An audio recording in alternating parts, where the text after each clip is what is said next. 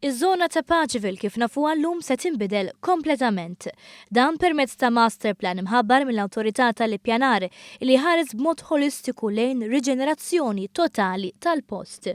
B'investiment li mistenni laħħaq 300 miljun min-naħa tal-Gvern u mijiet ta' miljuni oħra mis-settur privat, f'Paċiville mistenni jkun hemm 9,000 post tax-xogħol ġdid. Is-Segretarju Parlamentari għall-Ippjanar Deborah Schembri iddeskrivit il-pjan iddettaljat imħejji minn Mott MacDonald u Broadway Malien bħala wieħed li jaħseb fit-tul. Meta tkun qed tħares lejn riġenerazzjoni tal-post għandek tħares lejn mhux biss il-bini u l-ippjanar imma wkoll l-environment, ġifieri li għandek l-ambjent storiku, l-ambjent naturali, għandek l-affarijiet infrastrutturali bħal kif se jgħaddi drenaġġ, għandek l-affarijiet li għandhom x'jaqsmu mat-trasport, kollox taken into consideration f'dan il-pjan. Il-Master Plan għal Paċiville inkorpora skyline ikoniku u iktar spazji miftuħa.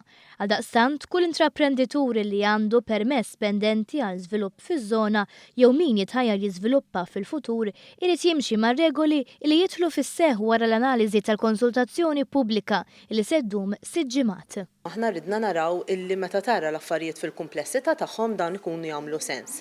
Fieri mhux dejjem se jkun dak li l-intraprenditur neċessarjament xtaq, imma meta aħna ħaresna lejn iż-żona x'għandha bżonn u tibda mill-ħtiġijiet taż-żona u l-ħtiġijiet tan-nies li se jkunu qegħdin jużaw dik iż-żona, tara pereżempju li ċertu proposti għandhom bżonn ikollhom iktar spazju miftuħa minn dak illi ġie propost. U allura wieħed issa irid joqgħod mal-pjan holistiku. L-esperti internazzjonali bbażaw l-estetika tal-pjan mill-mod kif iż-żona tidher min-naħa tal-Belt Valletta. Għaldaqstant huwa propost il-binjiet għoljin ikunu fuq in-naħa ta' ġewwa u mhux mal-kosta kif fissrilna Jeff Notage. That was the first principle, linking the capital city with a new economic hub in Paċiville. And then we looked at how you could shape that skyline, and that skyline could be shaped based on the landform of Malta along that eastern coastline.